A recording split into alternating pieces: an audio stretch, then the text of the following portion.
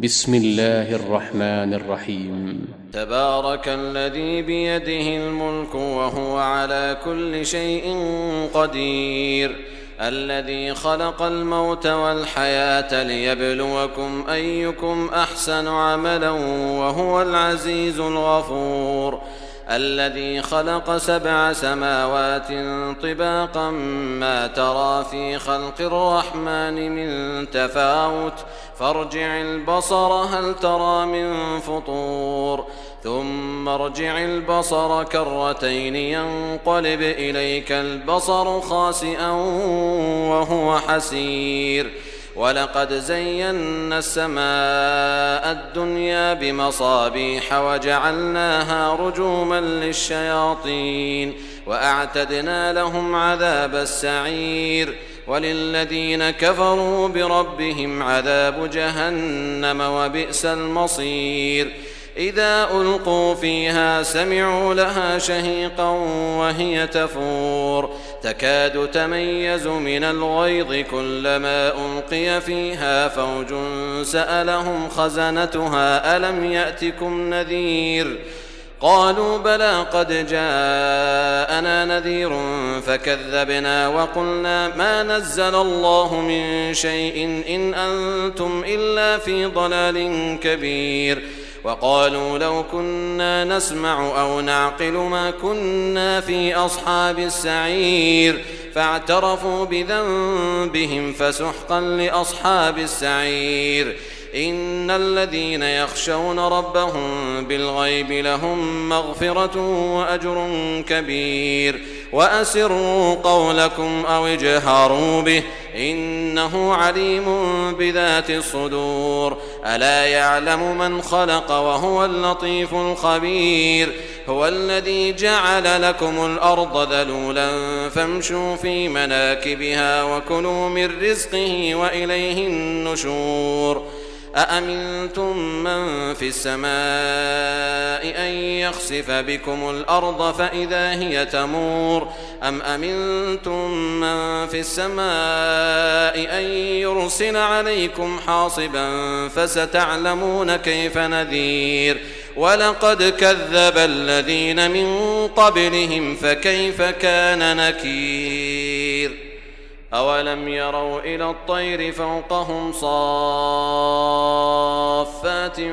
ويقبضن ما يمسكهن إلا الرحمن إنه بكل شيء بصير. أمن هذا الذي هو جند لكم ينصركم من دون الرحمن إن الكافرون إلا في غرور. أمن هذا الذي يرزقكم إن أمسك رزقه بل لجوا في عتو ونفور. أفمن يمشي مكبا على وجهه أهدى أمن يمشي سويا على صراط مستقيم. قل هو الذي أنشأكم وجعل لكم السمع والأبصار والأفئدة قليلا ما تشكرون. قل هو الذي ذرأكم في الأرض وإليه تحشرون. ويقولون متى هذا الوعد إن كنتم صادقين. قل إنما العلم عند الله وإنما أنا نذير مبين. فلما رأوه زلفة سيئت وجوه الذين كفروا وقيل هذا الذي كنتم به تدعون. قل أرأيتم إن أهلكني الله ومن معي أو رحمنا فمن يجير الكافرين من عذاب أليم. قل هو الرحمن آمنا به وعليه توكلنا فستعلمون من هو في ضلال مبين. قل أرأيتم إن أصبح ماؤكم غورا فمن يأتيكم بماء معين. بسم الله الرحمن الرحيم. نون والقلم وما يسطرون. ما أنت بنعمة ربك بمجنون. وإن لك لأجرا غير ممنون. وإنك لعلى خلق عظيم. فستبصر ويبصرون بأيكم المفتون. إن ربك هو أعلم بمن ضل عن سبيله وهو أعلم بالمهتدين فلا تطع المكذبين ودوا لو تدهن فيدهنون ولا تطع كل حلاف مهين هماز مشاء بنميم مناع للخير معتد أثيم عتل بعد ذلك زنيم أن كان ذا مال وبنين إذا تتلى عليه آياتنا قال أساطير الأولين سنسمه على الخرطوم إنا بلوناهم كما بلونا أصحاب الجنة إذ أقسموا ليصرمنها مصبحين ولا يستثنون فطاف عليها طائف من ربك وهم نائمون فأصبحت كالصريم فتنادوا مصبحين أن اغدوا على حرثكم إن كنتم صارمين فانطلقوا وهم يتخافتون ألا يدخلنها اليوم عليكم مسكين وغدوا على حرد قادرين فلما رأوها قالوا إنا لضالون بل نحن محرومون قال أوسطهم ألم أقل لكم لولا تسبحون قالوا سبحان ربنا إنا كنا ظالمين فأقبل بعضهم على بعض يتلاومون قالوا يا ويلنا إنا كنا طاغين عسى ربنا أن يبدلنا خيرا منها إنا إلى ربنا راغبون كذلك العذاب ولعذاب الآخرة أكبر لو كانوا يعلمون إن للمتقين عند ربهم جنات النعيم أفنجعل المسلمين كالمجرمين ما لكم كيف تحكمون أم لكم كتاب فيه تدرسون إن لكم فيه لما تخيرون أم لكم أيمان علينا بالغة إلى يوم القيامة إن لكم لما تحكمون سلهم أيهم بذلك زعيم أم لهم شركاء فليأتوا بشركائهم إن كانوا صادقين يوم يكشف عن ساق ويدعون إلى السجود فلا يستطيعون خاشعة أبصارهم ترهقهم ذلة وقد كانوا يدعون إلى السجود وهم سالمون فذرني ومن يكذب بهذا الحديث سنستدرجهم من حيث لا يعلمون وأملي لهم إن كيدي متين أم تسألهم أجرا فهم من مغرم مثقلون أم عندهم الغيب فهم يكتبون فاصبر لحكم ربك ولا تكن كصاحب الحوت إذ نادى وهو مكظوم لولا أن تداركه نعمة من ربه لنبذ بالعراء وهو مذموم فاجتباه ربه فجعله من الصالحين وإن يكاد الذين كفروا ليزلقونك بأبصارهم لما سمعوا الذكر ويقولون إنه لمجنون وما هو إلا ذكر للعالمين. بسم الله الرحمن الرحيم. الحاقة ما الحاقة وما أدراك ما الحاقة كذبت ثمود وعاد بالقارعة فأما ثمود فأهلكوا بالطاغية وأما عاد فأهلكوا بريح صرصر عاتية سخرها عليهم 7 ليال و8 أيام حسوما فترى القوم فيها صرعى كأنهم أعجاز نخل خاوية فهل ترى لهم من باقية وجاء فرعون ومن قبله والمؤتفكات بالخاطئة فعصوا رسول ربهم فأخذهم أخذة رابية.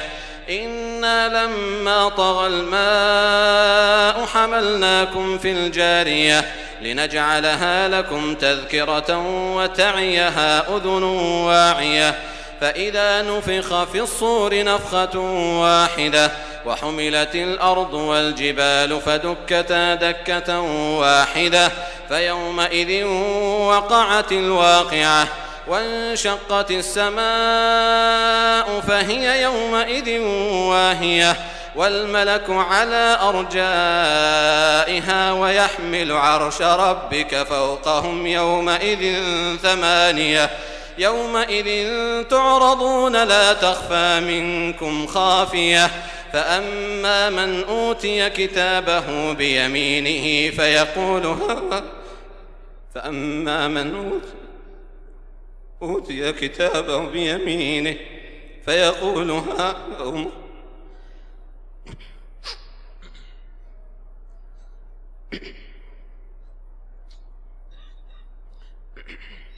فأما من أوتي كتابه بيمينه فيقول هاؤم اقرءوا كتابيه إني ظننت أني ملاق حسابيه فهو في عيشة راضية في جنة عالية قطوفها دانية كلوا واشربوا هنيئا بما أسلفتم في الأيام الخالية. وأما من أوتي كتابه بشماله فيقول يا ليتني لم أوت كتابيه ولم أدر ما حسابيه يا ليتها كانت القاضية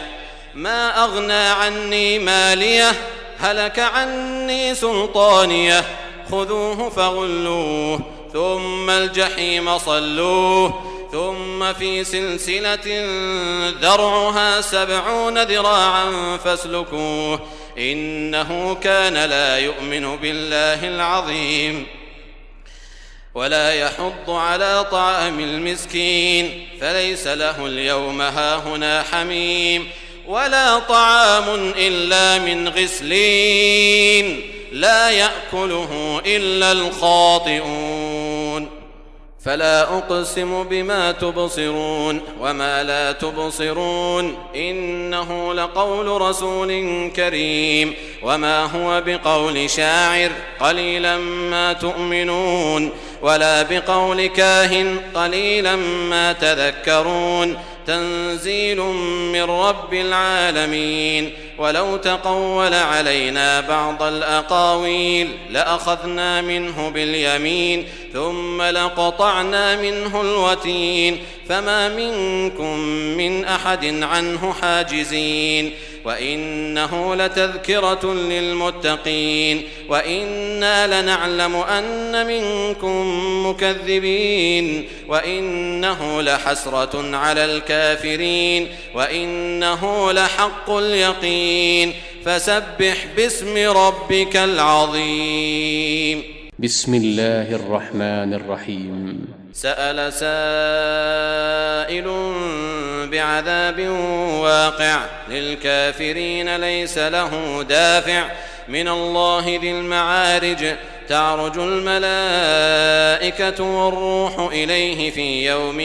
كان مقداره 50,000 سنة فاصبر صبرا جميلا إنهم يرونه بعيدا ونراه قريبا يوم تكون السماء كالمهل وتكون الجبال كالعهن ولا يسأل حميم حميما يبصرونهم يود المجرم لو يفتدي من عذاب يومئذ ببنيه وصاحبته وأخيه وفصيلته التي تؤويه ومن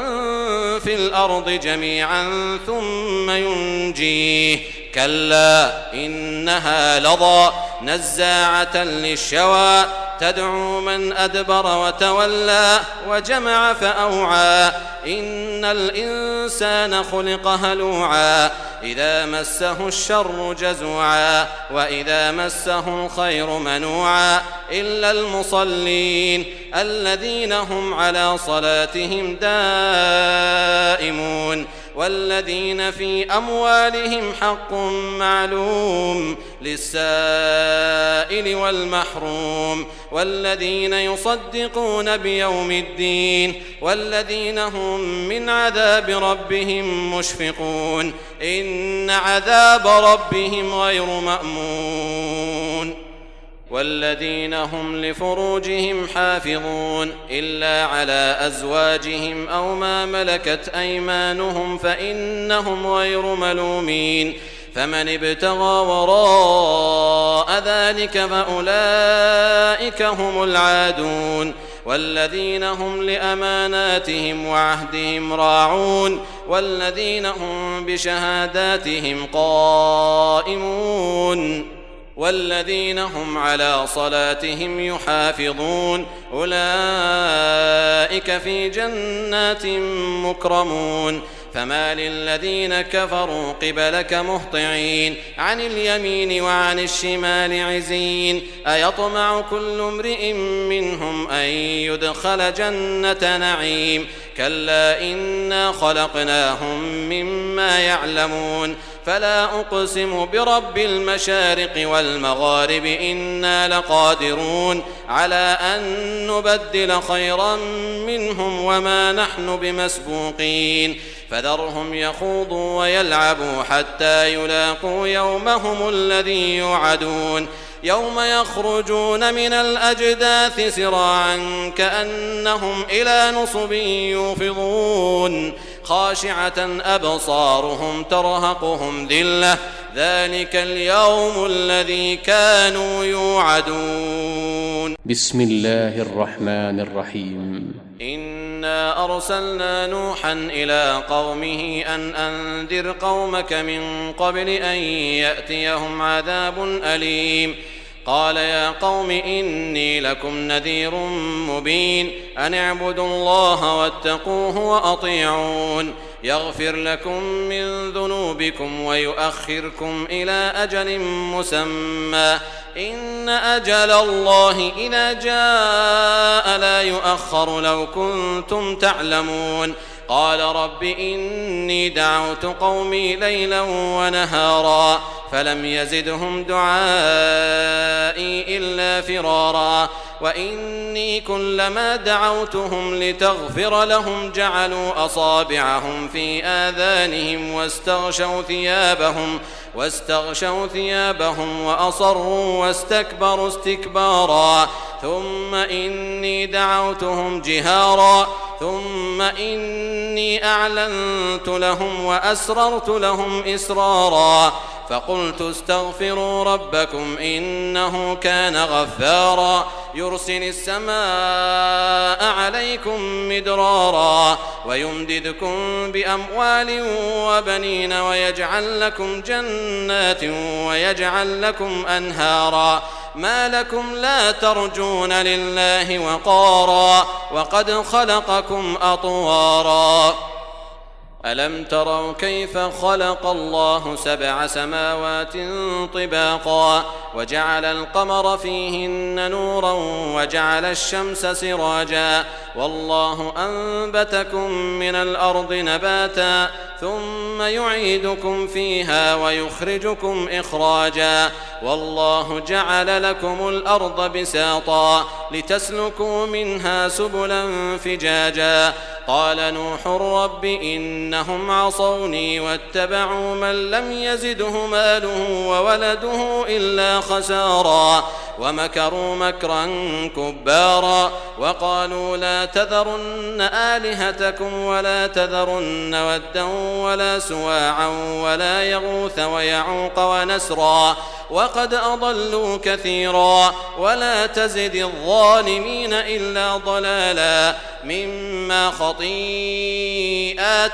أغرقوا فأدخلوا نارا فلم يجدوا لهم من دون الله أنصارا وقال نوح رب لا تذر على الأرض من الكافرين ديارا إنك إن تذرهم يضلوا عبادك ولا يلدوا إلا فاجرا كفارا رب اغفر لي ولوالدي ولمن دخل بيتي مؤمنا وللمؤمنين والمؤمنات ولا تزد الظالمين إلا تبارا. بسم الله الرحمن الرحيم. قل أوحي إلي أنه استمع نفر من الجن فقالوا إنا سمعنا قرآنا عجبا يهدي إلى الرشد فآمنا به ولن نشرك بربنا أحدا وأنه تعالى جد ربنا ما اتخذ صاحبة ولا ولدا وأنه كان يقول سفيهنا على الله شططا وأنا ظننا أن لن تقول الإنس والجن على الله كذبا وأنه كان رجال من الإنس يعوذون برجال من الجن فزادوهم رهقا وأنهم ظنوا كما ظننتم أن لن يبعث الله أحدا وأنا لمسنا السماء فوجدناها ملئت حرسا شديدا وشهبا وأنا كنا نقعد منها مقاعد للسمع فمن يستمع الآن يجد له شهابا رصدا وأنا لا ندري أشر أريد بمن في الأرض أم أراد بهم ربهم رشدا وأنا منا الصالحون ومنا دون ذلك كنا طرائق قددا وأنا ظننا أن لن نعجز الله في الأرض ولن نعجزه هربا وأنا لما سمعنا الهدى آمنا به فمن يؤمن بربه فلا يخاف بخسا ولا رهقا وأنا منا المسلمون ومنا القاسطون فمن أسلم فأولئك تحروا رشدا وأما القاسطون فكانوا لجهنم حطبا وأن لو استقاموا على الطريقة لأسقيناهم ماء غدقا لنفتنهم فيه ومن يعرض عن ذكر ربه يسلكه عذابا صعدا وأن المساجد لله فلا تدعوا مع الله أحدا وأنه لما قام عبد الله يدعوه كادوا يكونون عليه لبدا قل إنما أدعو ربي ولا أشرك به أحدا قل إني لا أملك لكم ضرا ولا رشدا قل إني لن يجيرني من الله أحد ولن أجد من دونه ملتحدا إلا بلاغا من الله ورسالاته ومن يعص الله ورسوله فإن له نار جهنم خالدين فيها أبدا حتى إذا رأوا ما يوعدون فسيعلمون من أضعف ناصرا وأقل عددا قل إن أدري أقريب ما توعدون أم يجعل له ربي أمدا عالم الغيب فلا يظهر على غيبه أحدا إلا من ارتضى من رسول فإنه يسلك من بين يديه ومن خلفه رصدا ليعلم أن قد أبلغوا رسالات ربهم وأحاط بما لديهم وأحصى كل شيء عددا. بسم الله الرحمن الرحيم. يا أيها المزمل قم الليل إلا قليلا نصفه أو انقص منه قليلا أو زد عليه ورتل القرآن ترتيلا إنا سنلقي عليك قولا ثقيلا إن ناشئة الليل هي أشد وطئا وأقوم قيلا إن لك في النهار سبحا طويلا واذكر اسم ربك وتبتل إليه تبتيلا رب المشرق والمغرب لا إله إلا هو فاتخذه وكيلا واصبر على ما يقولون واهجرهم هجرا جميلا وذرني والمكذبين أولي النعمة ومهلهم قليلا إن لدينا أنكالا وجحيما وطعاما ذا غصة وعذابا أليما يوم ترجف الأرض والجبال وكانت الجبال كثيبا مهيلا إنا أرسلنا إليكم رسولا شاهدا عليكم كما أرسلنا إلى فرعون رسولا فعصى فرعون الرسول فأخذناه أخذا وبيلا فكيف تتقون إن كفرتم يوما يجعل الولدان شيبا السماء منفطر به كان وعده مفعولا إن هذه تذكرة فمن شاء اتخذ إلى ربه سبيلا إن ربك يعلم أنك تقوم أدنى من ثلثي الليل ونصفه وثلثه وطائفة من الذين معك والله يقدر الليل والنهار علم أن لن تحصوه فتاب عليكم فاقرؤوا ما تيسر من القرآن علم أن سيكون منكم مرضى وآخرون يضربون في الأرض يبتغون من فضل الله وآخرون يقاتلون في سبيل الله فاقرؤوا ما تيسر منه وأقيموا الصلاة وآتوا الزكاة وأقرضوا الله قرضا حسنا وما تقدموا لأنفسكم من خير تجدوه عند الله هو خيرا وأعظم أجرا واستغفروا الله إن الله غفور رحيم بسم الله الرحمن الرحيم يا أيها المدثر قم فأنذر وربك فكبر وثيابك فطهر والرجز فاهجر ولا تمنن تستكثر ولربك فاصبر فإذا نقر في الناقور فذلك يومئذ يوم عسير على الكافرين غير يسير ذرني ومن خلقت وحيدا وجعلت له مالا ممدودا وبنين شهودا ومهدت له تمهيدا ثم يطمع أن أزيد كلا إنه كان لآياتنا عنيدا سأرهقه صعودا إنه فكر وقدر فقتل كيف قدر ثم قتل كيف قدر ثم نظر ثم عبس وبسر ثم أدبر واستكبر فقال إن هذا إلا سحر يؤثر إن هذا إلا قول البشر سأصليه سقر وما أدراك ما سقر لا تبقي ولا تذر لواحة للبشر عليها 19 وما جعلنا أصحاب النار إلا ملائكة وما جعلنا عدتهم إلا فتنة للذين كفروا ليستيقن الذين أوتوا الكتاب ويزداد الذين آمنوا إيمانا ولا يرتاب الذين أوتوا الكتاب والمؤمنون وليقول الذين في قلوبهم مرض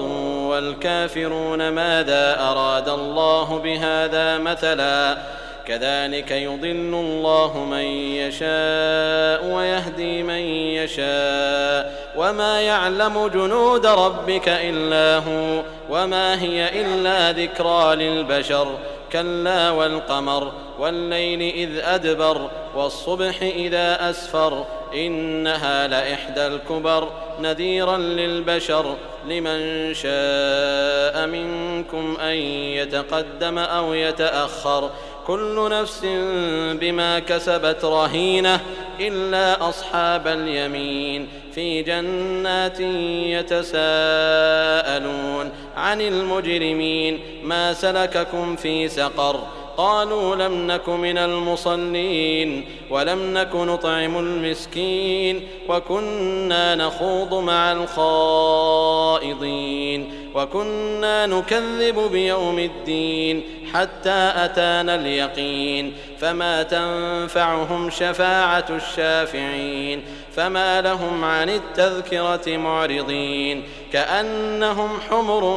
مستنفرة فرت من قسورة بل يريد كل امرئ منهم أن يؤتى صحفا منشرة كلا بل لا يخافون الآخرة كلا إنه تذكرة فمن شاء ذكره وما يذكرون إلا أن يشاء الله هو أهل التقوى وأهل المغفرة. بسم الله الرحمن الرحيم. لا أقسم بيوم القيامة ولا أقسم بالنفس اللوامة أيحسب الإنسان أن لن نجمع عظامه بلى قادرين على أن نسوي بنانه بل يريد الإنسان ليفجر أمامه يسأل أيان يوم القيامة فإذا برق البصر وخسف القمر وجمع الشمس والقمر يقول الإنسان يومئذ أين المفر